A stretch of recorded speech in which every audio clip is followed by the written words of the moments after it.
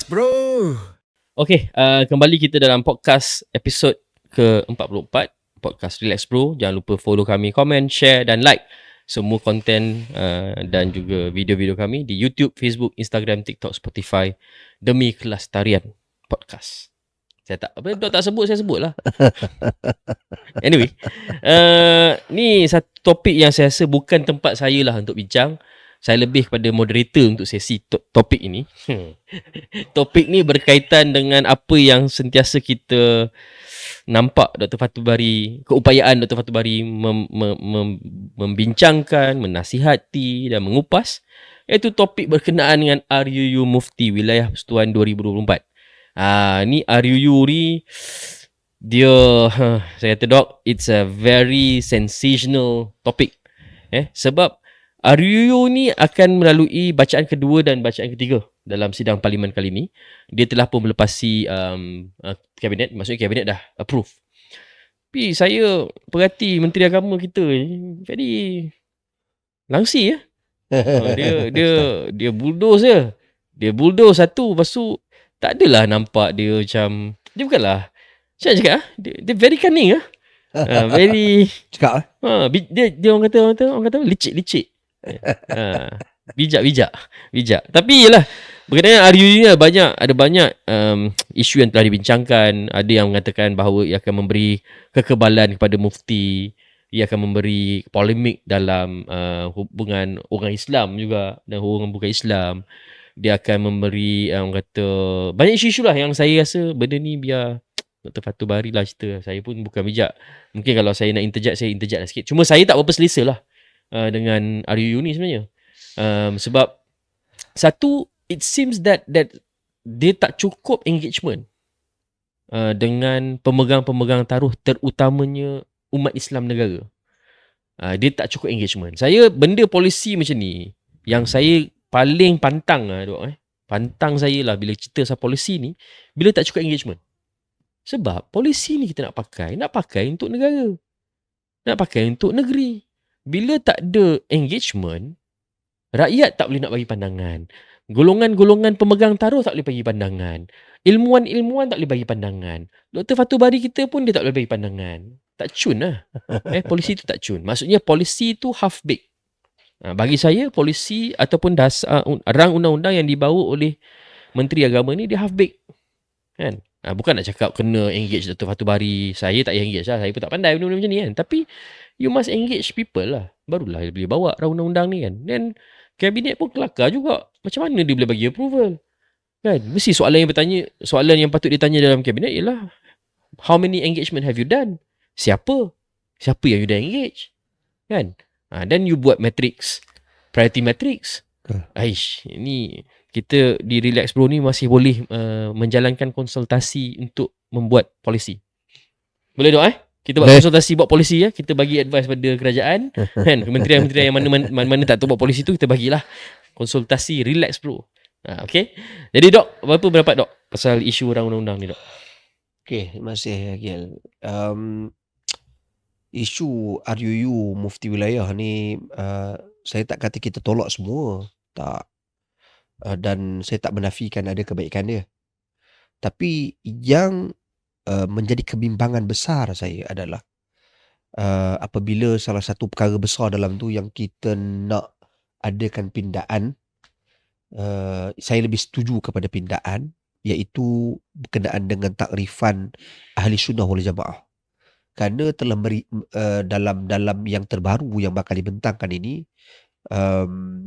cenderung kepada ingin memutuskan bahawasanya definisi Ahli Sunnah wal Jamaah itu adalah beraliran akidah Asy'ariyah dan Al-Maturidiyah dan mazhab Syafi'i tanpa menolak mazhab-mazhab yang lain. Dan juga dari perspektif tasawufnya Al-Ghazali dan juga Al-Junaid. Okay. Ini adalah pada saya core diskusi hangat di luar sana. Perkara ni. Perkara lain-lain tu okey lah. Dan ini juga telah dinyatakan sebenarnya oleh Menteri sendiri sebut. Okay. Dalam RUU Mufti Wilayah ni tak akan memberikan kesan kepada negeri-negeri lain. Itu alasan dia lah. Justifikasi dia. Tapi sebenarnya saya melihat perspektif yang lebih luas. Satu, kenapa kita nak kena rigidkan perkataan ahli sunnah itu tertumpu kepada Asy'ariyah dan Maturidiyah. Hmm. Dalam keadaan ramai lagi orang belum faham Al-Asy'ariyah dan Maturidiyah itu apa.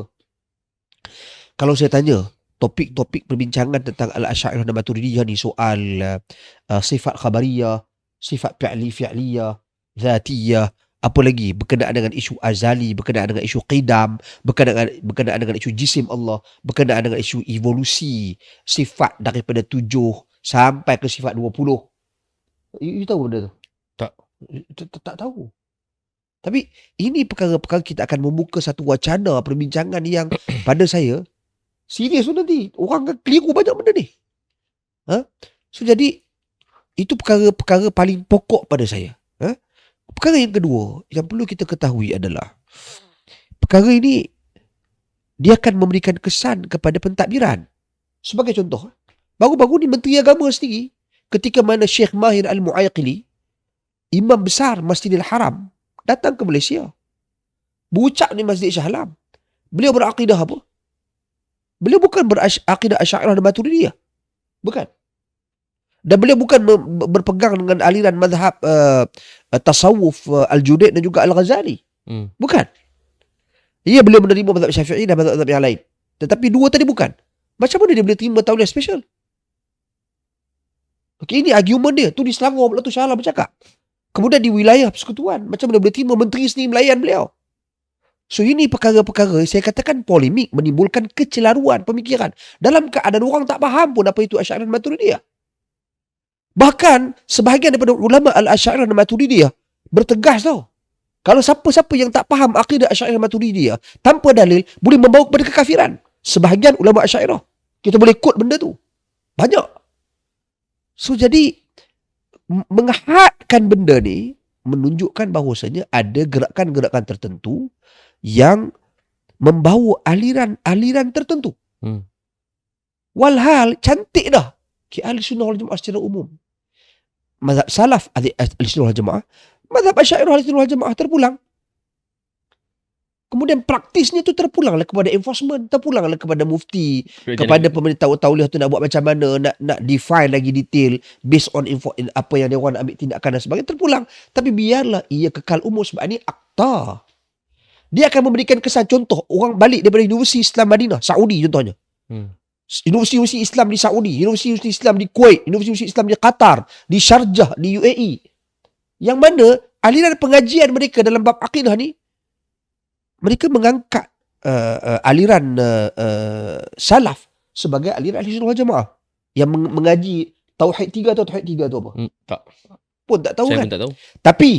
Tapi you tahu kan dalam Al-Quran bercerita pasal tentang soal Allah mencipta segala sesuatu. Yep. Tahu kan? Tahu kan dalam Al-Quran menceritakan kepada kita bahawasanya kita diperintah untuk menyembah Allah Subhanahu wa taala dan beribadat semata-mata kerana Allah Taala. Betul kan? Tahu kan dalam Al-Quran ada cerita pasal sifat-sifat dan nama-nama Allah. Betul. Tahu kan? Dia tauhid 3. Dah, itu je. Itu je lah. Itulah kefahaman Islam. Simple, tak sampai 1 minit saya ada cerita pasal akidah ahli sunnah ataupun akidah salaf kepada sahabat saya saudara Akil. Kalau you nak baca pasal Asy'ariyah, wujud, qidam, baqa, mukhalafatul hawadith, qiyam, semua ni you kena go on details. Susah. Tapi tak apa, nak katakan Asy'ariyah dan Maturidiyah bukan tak boleh. Bukan tak boleh. Sebahagian daripada ahli sunnah boleh. Tetapi menghadkan, ini yang masalah. Contoh, orang balik belajar dari Saudi, Kuwait, Qatar yang mengaji akidah salaf ini, tauhid 3 ni contohnya. Macam mana orang nak dapatkan pekerjaan di Kuala Lumpur contohnya. Okay? Di Jabatan Agama Islam di Jawi sekarang contohnya. Berapa ramai nanti? Berapa ramai yang terkesan, yang mengajar di sekolah yang berpegang dengan aliran ini contohnya. So, ini banyak ni dia akan memberikan kesan kepada pentadbiran, pengurusan. Dan pada saya dia seolah-olah kita mengembalikan zaman seolah-olah saya tak kata betul, seolah-olah kekejaman Mu'tazilah dulu yang menggunakan kuasa kekhalifahan itu untuk memberikan tekanan kepada rakyat dan para ulama berpegang dengan aliran Mu'tazilah, mengangkat prinsip Al-Quran itu makhluk. So jadi itu dulu sehingga berbunuhan ulama ditangkap, Imam Ahmad dipukul dan disebat, dipenjarakan para ulama. So itu realitinya. Adakah kita nak bawa ke arah tu? Dan nanti akan terjadi polemik dan perdebatan yang serius. Jadi saya harap ahli-ahli parlimen, tolong tanyalah dalam tu. Tanya menteri. Tanya menteri, faham tak Asy'ariyah Maturidiyah? Tanya sifat-sifat Allah Subhanahu Wa Taala. Tanya satu-satu. Kalau menteri pun tak boleh nak cerita secara detail, menteri pun tak mampu nak jawab secara detail, terperinci tentang hal ini, Dan macam mana dan undang-undang tu macam boleh lepas? mana dah undang-undang tu nak dilepaskan? Tak payahlah. Sebab tu saya kata, isu ini better kita biarkan open, terbuka. Ahli sunnah wal jamaah secara umum saja. Okay? Biarkan secara terbuka. Okay? Kenapa? Kerana isu ini bukan isu agamawan saja, bukan isu mufti-mufti saja. Ini adalah isu rakyat. Tanya rakyat. Berapa banyak dah kita dah buat kajian dan penelitian kefahaman rakyat tentang isu ini. Akhirnya rakyat akan terkesan dengan isu-isu dan hal yang seperti ini. Kalau gitu mintalah Menteri Pengajian Tinggi Datuk Seri Dr. Zamri. Datuk Seri Dr. Zamri hentikan pelajar-pelajar kita ke universiti sebelah Saudi. Pelajar-pelajar kita ke universiti Islam sebelah Qatar. Jangan iktiraf sendiri mereka. Kerana mereka membawa aliran selain daripada aliran Asy'ariyah dan Maturidiyah. Ini efek banyak benda yang kita akan boleh kupas satu-satu. Jadi saya nasihatkan supaya selesaikan isu ini dengan baik dan bijaksana. Adillah kita dalam menguruskan isu yang seperti ini. Soal enforcement terpulang kepada Negeri. Datuk Mufti. Terpulang kepada dia. Datuk Mufti nak buat dia peringkat bawah. Okey, kena semua ni ahli sunnah kita ni, ahli Asy'ariyah dan Maturidiyah. Terpulang. Tapi dalam akta ni, rang undang-undang, not up to that level lah. Kita kekalkan umum ahli sunnah wal jamaah supaya rakyat pun rasa aku tak apa, aku faham lah. Quran cerita apa? Quran cerita pasal kuasa ketuhanan, penciptaan Allah Subhanahu Wa Taala, nama-nama dan sifat-sifat Allah Subhanahu Wa Taala. Ini maksud umum yang mudah untuk kita fahami. Itu pandangan saya lah. Dia, So jangan dia kembali pada agama sendiri. Kan dah kata Islam tu mudah. Kenapa? Saya tak faham kan, Dok. Saya nampak lately ni banyak benda yang kita suka complicated kan. dia jadi complicated Islam ni. Wah, Islam tu mudah. I mean, I'm not as religious as Dr. Fatul Bari kan. Tapi dari segi prinsip, dari segi orang kata fundamental agama, kita boleh faham sebab Islam tu mudah. Tapi bila kita nak orang kata apa panggil tu? Merigidkan, menjadikan benda yang terlalu complicated. It's not a good picture of Islam lah. And I think kita sebagai umat Islam ni, Dok, kita tak boleh ada that character nak menunjukkan bahawa agama tu agama yang complicated lah. Betul. Bagi saya mudah je. Kan? Macam saya kata, saya pun tak selesa dengan undang-undang ni dari aspek pembentukan polisi. Dr. Fatul Bari dah bagi dari aspek hujah ilmu yang Dr. Fatul Bari ada. Jadi pandangan kita, Dok, di Relax Bro ni, mintalah kabinet review balik benda ni elok. Tak, ada satu lagi yang paling ni kelakarnya. Cuba menteri tanya ChatGPT implikasi undang-undang. One of it is polarization tu.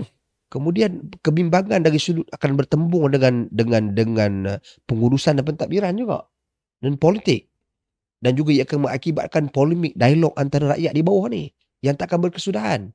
So biarlah definisi ahli sunnah itu kekal umum, maksudnya umum, yang mana semua orang berasa kita ni ahli sunnah wal jamaah. Soal aliran-aliran yang memang jelas bercanggah dengan ahli sunnah wal jamaah, Syiah ke, Khawarij ke, tu cerita lain lah. Kita ceritalah benda tu. Okay? Kita detail out kan di peringkat enforcement. Tapi asas ni biarlah kita semua bersama. Kita nak membawa kepada penyatuan dan perpaduan. Kerajaan perpaduan dah. Perdana Menteri pun rapat dengan Qatar, Perdana Menteri pun rapat dengan UAE, Perdana Menteri pun rapat dengan Kuwait, Perdana Menteri pun rapat dengan Saudi. Okey, ini negara-negara yang asas pengajian mereka adalah pengajian tauhid 3, aliran mazhab kebanyakannya Hanabilah, mazhab Hambali. Okey, so jadi tiba-tiba kita datang nak buat satu penetapan, dia akan memberikan kesan dalam banyak benda. Especially dari sudut perkongsian ilmu dan pertukaran pengajian antara negara-negara ini. So jadi saya harap supaya diteliti lah. Kalau tak percaya, menteri boleh cek GPT. Tanya dia kesan. Apa kesan negatif dia? Bahaya ni. Berlambak dia bagi. Saya tanya berapa kali cek GPT.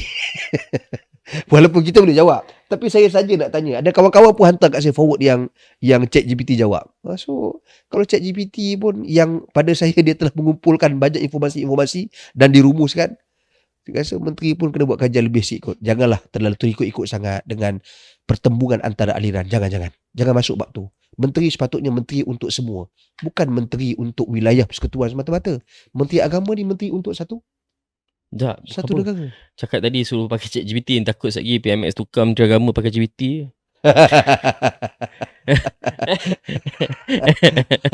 Saja je bukan suruh pakai. Gurau. Wallahu alam. Tak boleh gurau, bahaya kita ni, relax bro.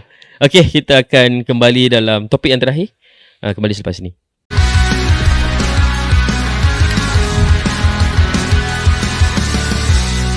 Relax bro.